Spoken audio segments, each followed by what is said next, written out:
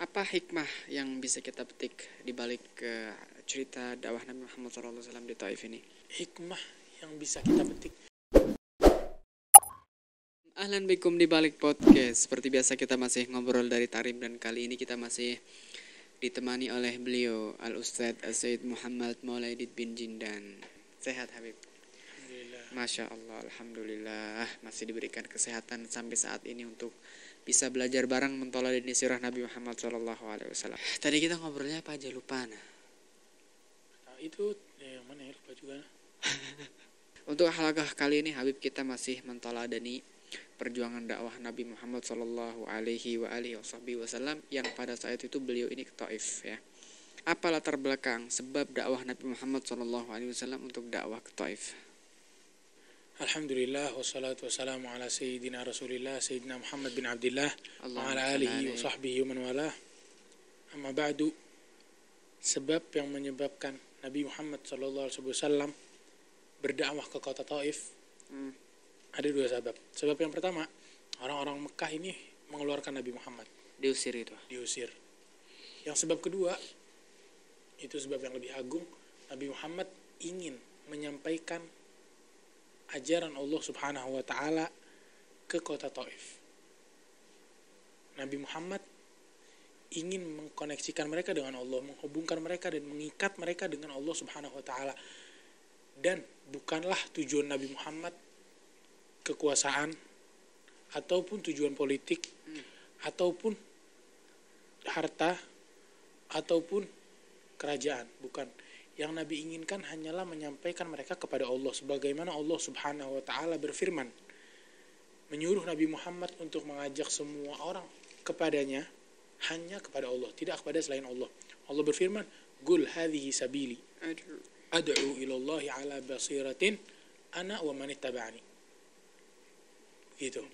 Itulah sebab Artinya, Qul hadhihi sabili, katakanlah wahai Muhammad, ini adalah jalanku. Ad'u ilallah, aku berdakwah kepada Allah atau aku mengajak orang-orang kepada Allah. Ala basirah, atas dasar ilmu, pengetahuan. Ana wa man ittaba'ani, aku dan juga orang-orang yang mengikutiku. Artinya Nabi berdakwah dan Allah mewajibkan dakwah bukan hanya pada Nabi doang, akan tetapi kepada Nabi dan juga orang-orang yang mengikuti Nabi di dalam berdakwah dan mengajak orang-orang kepada Allah Subhanahu wa taala. bagaimana sambutan ahlu Taif ketika Rasul SAW tiba di kota Taif itu? Pertama-tama Muhammad SAW. Nabi Muhammad pergi dari Madinah, dari Mekah. Nabi Muhammad pertama-tama pergi dari Mekah ke kota Taif yang berjarak 60 mil. Dari Mekah. Dari Mekah 60 mil. 1 mil berapa kilo sih? 1 mil. 1 mil berapa kiloan? 11 kilo. Pokoknya 60 mil. Allah. 60 mil. Nabi Jadi Muhammad, ini mil lebih panjang dari kilo ya? iya. Nabi Muhammad berjalan kaki berdua dengan budaknya, yaitu siapa? Sayyidina Zaid bin Harithah. Ketika Nabi Muhammad SAW berjalan dengan Sayyidina Zaid bin Harithah, saat itu ketika Nabi pergi ke kota Taif, tahun ke-10 daripada kenabian. Tahun Berarti ke-10. belum hijrah ya? Belum, sebelum hijrah, kan masih di Mekah. Pergi ke kota Taif bersama Zaid bin Harithah. Sesampainya Nabi Muhammad SAW di kota Taif, Nabi memanggil ketua suku dari kota tersebut. Dan memang dari sebelumnya ketika Nabi di jalan, setiap Nabi melewati satu suku, Nabi memanggil ketua mereka dan mengajak mereka masuk Islam, tapi nggak ada yang mau. Di kota Taif sama begitu. Nabi mengajak mereka ke Islam, kepada Allah, mereka tidak mau. Mereka justru malah membangkang. Dan ketika Nabi duduk dengan 3 saudara, yang mana mereka adalah Abdu Yalil dan Hubaib dan Mas'ud bin Amr Al-Thaqafi dari Bani Thaqif. Ketika Nabi duduk dengan mereka termasuk orang yang dikemukakan di kota tersebut, mereka pun duduk dengan Nabi, dan mereka tidak menjawab panggilan Nabi. Bahkan salah satu dari mereka berkata, kalau misalkan engkau adalah Rasul yang Allah utus, saya akan pergi ke Ka'bah dan saya akan robek-robek baju yang dipakai Ka'bah. Yang satu lagi bilang, kalau misalkan engkau adalah Nabi atau engkau adalah Rasul, berarti engkau berbahaya dan saya lebih bahaya. Jadi berarti engkau orang yang berbahaya dan saya tidak akan menjawab salammu. La ilaha illallah. Salah satu dari mereka juga bilang, apakah Allah tidak menemukan orang yang lain yang lebih baik darimu? Berkata begitu. Mereka semua malah mengejek Nabi Muhammad dan tidak ada yang menjawab panggilan Nabi Muhammad. Nabi terus dalam keadaan tersebut memanggil setiap suku dari mereka satu demi satu sampai Nabi menyelesaikan waktu yang ditempatkan, yaitu 10 hari di kota tersebut. Lalu Nabi Muhammad SAW kembali ke kota Mekah. Oke. Nah, pada saat itu kan Rasul Shallallahu Alaihi Wasallam setelah diusir dari Mekah dan keluar dakwah ke Taif, kan disambut dengan sambutan yang berpaling gitu. Istilahnya mereka para ahlu Taif tidak menerima dakwah Nabi Shallallahu Alaihi Wasallam. Ya, benar. Bagaimana Rasul Shallallahu Alaihi Wasallam menyikapi keadaan tersebut? Nabi Muhammad SAW orang yang paling bersabar, orang yang paling kuat menahan patah hati. Karena Nabi Muhammad saat tersebut sangatlah patah hati. Sampai malaikat Jibril datang membawa, ketika Nabi pulang keluar dari kota Taif, malaikat Jibril datang dengan malaikat yang Allah wajibkan, Allah tugaskan untuk mengatur gunung-gunung yang ada di muka bumi. Malaikat Jibril bilang, wahai Muhammad, ini adalah malaikat yang Allah wajibkan atau Allah tugaskan untuk mengurusi gunung yang ada di muka bumi. Apabila engkau ingin, ia akan menabrakkan gunung-gunung yang mengelilingi kota Taif dan akan menghancurkan kota tersebut. Tapi Nabi Muhammad SAW bilang, jangan. Justru saya berharap agar Allah Subhanahu Wa Taala mengeluarkan dari sulbi mereka, dari anak-anak cicit mereka, orang-orang yang beriman kepada Allah, orang-orang yang berhamba kepada Allah Subhanahu Wa Taala. Itulah kesabaran Nabi Muhammad. Karena dari umat-umat yang terdahulu pasti ada umat yang diazab, tapi di umat Nabi Muhammad subhanallah nggak ada. Sampai di dalam hadis itu Nabi bilang, setiap Nabi memiliki doa, ibaratnya senjata pamungkas. Allah. Dan yang punya saya belum keluar nanti di akhirat. Buat apa? Bukan buat menghancurkan umatnya, tapi buat menolong umat Nabi Muhammad SAW.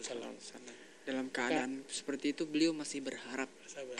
Bersabar. Maka betapa beruntungnya kita sebagai umat Nabi Muhammad SAW. Wajib kita bersyukur atas kenikmatan yang Allah berikan ini. Dengan apa? Dengan mengikuti sunnahnya, dengan mengikuti ajarannya di dalam semua sesuatu, semua perilaku. Mungkin bisa diceritakan realiti perjalanan dari Taif ke Mekah ataupun sepulangnya dari Taif. Saat Nabi Muhammad SAW keluar dari kota Taif tersebut, datanglah anak-anak kecil dari kota Taif dan juga orang-orang dewasa, anak-anak pemuda. Mereka apa yang mereka lakukan? Mereka melempari Nabi dengan batu. La ilaha illallah. Dan mencaci Nabi, memaki Nabi. Dan Nabi hanya bersabar, tidak menjawab perkataan mereka, tidak menoleh kepada mereka untuk mengingat, oh mukanya ini fulan, lihat ntar kalau anak udah punya kekuasaan, udah dikasih Allah, anak bakal datengin. Enggak, Nabi nggak bilang begitu. Nabi justru bersabar bersama dengan Sayyidina Zaid. Dan yang lebih keren lagi, Sayyidina Zaid di saat tersebut belain Nabi Muhammad dan menjadi tameng bagi Nabi. Ketika mereka melempari dari arah kanan, kebanyakan yang melempar dari arah kanan, Sayyidina Zaid langsung di sebelah kanan Nabi. Agar kenapa? Jadi semua batu yang dilempar ke Nabi mengenainya, tidak mengenai Nabi Muhammad SAW. Ketika mereka melempari Nabi Muhammad dari belakang, Sayyidina Zaid pindah ke belakang. Ketika mereka melempari Nabi dari kiri, Sayyidina Zaid pindah ke kiri. Ini mati lampu kali. Ya, terusin. Begitulah Sayyidina Zaid di dalam membantu Nabi Muhammad SAW berdakwah.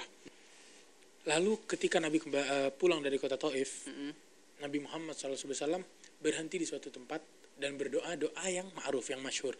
Nabi bilang, Allahumma inni ashku ilaik dha'af quwwati wa qillat hilati. Sampai Nabi bilang, in lam yakun bika alayya ghadab fala ubali.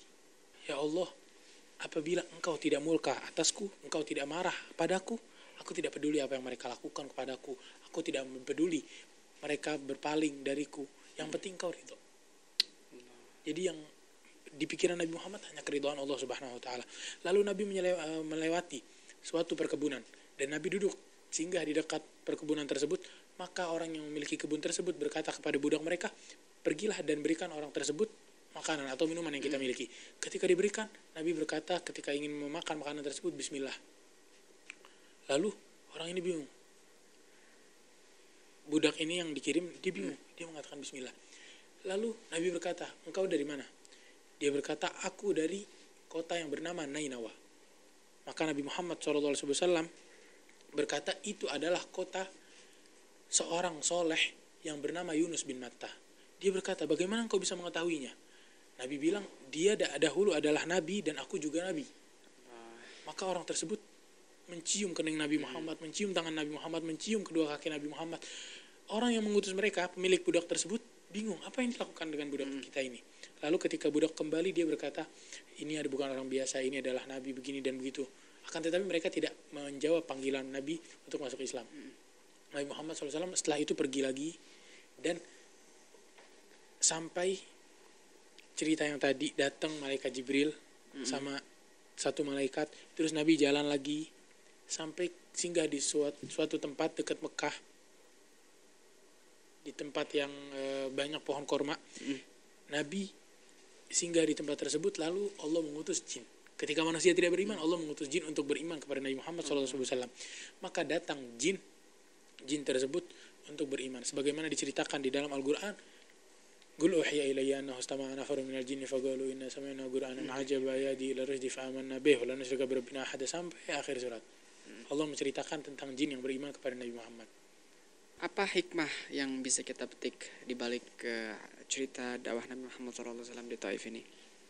Hikmah yang bisa kita petik, sebenarnya kebanyakan hikmah dari cerita ini adalah hikmah untuk seorang dai. Bagaimana halnya ketika seorang dai pergi dengan harta yang ia miliki untuk berdakwah ke suatu kota, lalu dia berjalan kaki ataupun menunggangi tunggangan yang membuatnya lelah. Dia sampai ke kota tersebut, orang-orang malah melemparinya dengan batu, tidak menjawab panggilannya, tidak mengikuti ajarannya. Lalu itu juga hikmah dan pelajaran bagi seseorang yang mendampingi dai tersebut. Bagaimana cara ia bersabar ketika melihat gurunya ataupun orang yang ia temani dalam berdakwah dilempari batu, ia tidak melawan atau hal tersebut. Terus juga apa tadi yang bilang, lupa lagi. Hatu banget gila. Hah? Maaf. Terus apa lagi hikmahnya? Apalagi tadi yang disebut. Oh iya, ridho Allah. Dan juga itu terdapat hikmah seorang dai yang mana ia hanya memikirkan keridhaan Allah. Bagaimana caranya ia tidak memikiri keridhaan fulan ataupun fulan. Yang penting Allah Subhanahu wa taala. Ketika semua orang yang di sekelilingnya mencacinya, ketika orang-orang yang di sekitarnya memakinya, bagaimana dia bersabar, bagaimana dia tetap kokoh di dalam membangun dan bangun dakwah Allah Subhanahu wa taala di saat tersebut. Bagaimana caranya dia bersabar. Itu dia. Gitu ya. Pada saat itu kan beliau ditemani oleh Sayyidina Zaid bin Al-Harithah, seorang yang mempunyai kedudukan yang mulia di sisi Allah Subhanahu wa taala dan di sisi Rasul sallallahu alaihi wasallam. Seorang sahabat yang menjadi kekasih Nabi gitu ya, yang dicintai oleh Nabi gitu ya. Mungkin bisa diceritakan background ataupun sedikit daripada manaqib Sayyidina Zaid bin Al-Harithah ini. Beliau adalah budak Nabi Muhammad SAW. Termasuk salah satu budak yang Allah cintai. Bahkan ia termasuk sahabat yang mulia. Sampai-sampai dia dipanggil dengan nama yang begitu mulia. Apa? Kekasih Rasulullah. Hib Rasulillah. Begitu juga anaknya. Anaknya dibilang apa? Hib ibnu Hib Rasulillah. Kekasihnya orang yang mana orang tersebut kekasih Nabi Muhammad. Bukan orang yang mencintai Nabi Muhammad. Orang yang mencintai Nabi Muhammad banyak. Tapi orang yang dicintai Nabi Muhammad itu memiliki keadaan dan kedudukan yang lebih tinggi. Kekasihnya Nabi Muhammad. Lalu Sayyidina Zaid ini, dari ceritanya, saat ia sudah bersama Nabi Muhammad SAW, orang-orang ketika datang ke kota Madinah dan melihat Sayyidina Zaid sering keluar masuk rumah Nabi, mereka pun bingung. Apakah orang ini dari keluarga Nabi atau bukan? Saking sering keluar masuk ke rumah Nabi. Terus juga suatu hari datang ayahnya Sayyidina Zaid dan berkata, apakah ada yang bernama Zaid? Mereka berkata, iya itu di sini. Ketika datang Sayyidina Zaid dikatakan kepadanya, ini adalah ayahmu, begini dan begitu. Adik-adik. Lalu Sayyidina Zaid ditanya kepadanya, engkau ingin mengikut ayahmu atau mengikut dengan Nabi Muhammad. Ia berkata pasti langsung, tidak tanpa banyak pikir dengan Nabi Muhammad. Lalu ayahnya gembira dengan hal tersebut. Karena ia lebih mencintai Nabi Muhammad daripada keluarganya, daripada semua yang ia miliki. Dan beginilah datang di dalam hadis. Nabi Muhammad SAW bersabda, La yu'minu ahadukum hatta yakuna hawahu taba'an lima jitu bih. Tidaklah beriman seseorang dari kalian sampai hawa nafsunya, keinginannya, semua yang ia ingini mengikuti apa yang aku ingini. Mengikuti apa yang Allah utus, yang Allah inginkan. Ini sebenarnya halakoh yang paling lumayan syuting berkali-kali. Kenapa, Bib? Karena nggak direkaman. Suaranya nggak ada. Terus sekarang direkaman. Ya, rekam soal. Jadi kita udah syuting nih. Udah syuting dari awal halakoh sampai selesai. Ternyata nggak direkam audionya. Akhirnya terpaksa kita ngulang lagi. Setelah kita ngulang lagi, kita rekod nih audionya. Tapi kameranya nggak direkod. Tapi insya Allah dibalik itu, gara-gara capek, benar-benar refleks banget capek. Tapi insya Allah dibalik pengorbanan ada balasannya insya Allah ya. Ya, munsidnya siapa malam ini? Munsidnya hari ini malam ini. Ya hari ini terus malam ini. Munsid kita sekarang ini adalah Abu Yunus. Orang Madura ya? Orang Madura. Termasuk salah satu orang yang Habib Umar suka. Gosidanya kan dia suaranya enak, bisa gosida apa aja dia tuh. Jarang sebenarnya orang-orang kayak gitu karena dia melantunkan sebuah qasidah, menghayati makna-maknanya, tahu dengan arti-arti makna qasidah tersebut gitu. Dan juga yang ana lihat, yang ana suka dari beliau ini, masya Allah, beliau menguasai alwanul qasidah, bisa qasidah Jawa, jadi berbagai macam qasidah. Qasidah Hadromi, yang lebih sering tuh baca qasidah apa tuh? Hijazi itu ya. Sampai gaya-gayanya itu kan. Gaya-gayanya berarti orang Hijaz deh. Ya udah, next to video ini, liatin, tungguin ya Allah, insyaallah kabul. Allahumma salli wa sallim ala sayyidina Muhammadin wa ala ali sayyidina Muhammad. Allahumma salli wa sallim wa barik alaihi wa ala alihi. طريق خير الورى دعوه إلى الله دوام. طريق خير الورى دعوه إلى الله دوام. بالفعل والقصد والنية وخير الكلام. بالفعل والقصد والنية وخير الكلام. ومن تبع للنبي يرقى إلى على مقام. هيا انشروا يا جماعة دعوته في الأنام. بالشرق والغرب والبكرة وجنح الظلام. وابذلوا للمهاج وللحجا والحطام. لا تقبل الدعوة إلا الصادقين الكرام. رجالها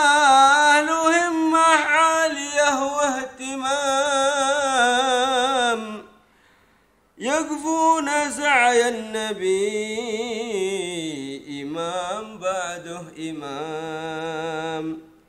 قاموا بحق الرسالة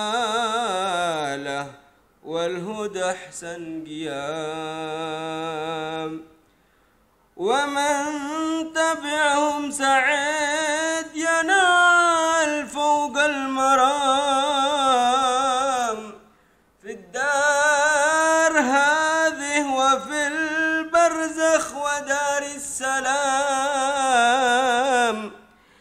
يا إخوة الصدق هال من له بربه هيام.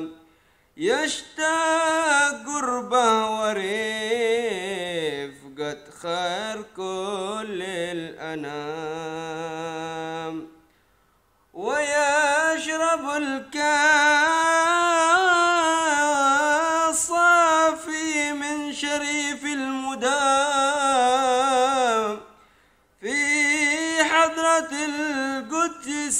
في كل من استقام في حضرة القدس عف في حضرة القدس عف كل من استقام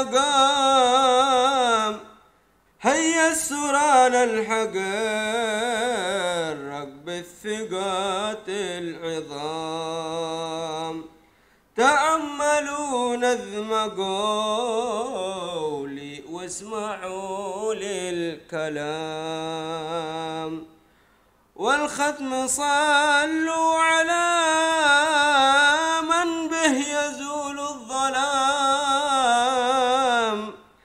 مرامنا هو عظم بالنبي من مرام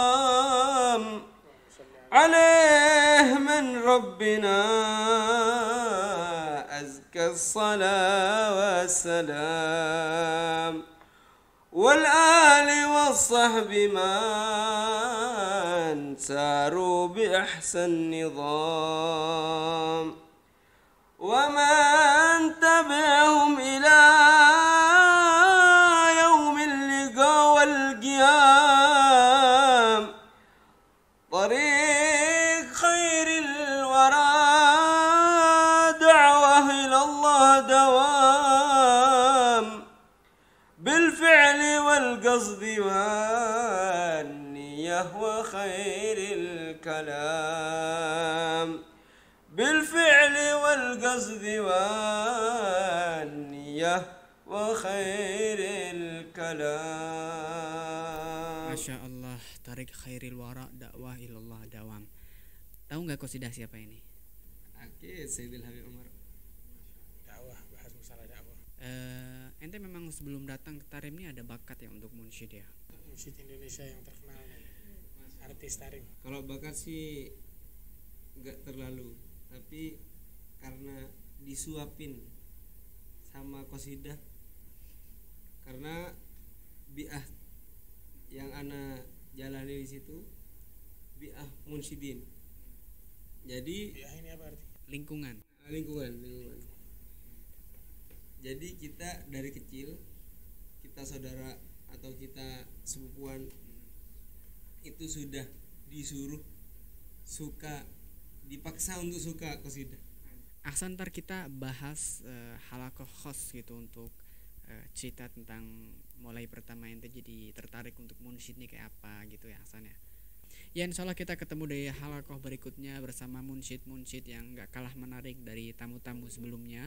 Dan juga masih bersama Syed Muhammad Maulidin bin Jindan.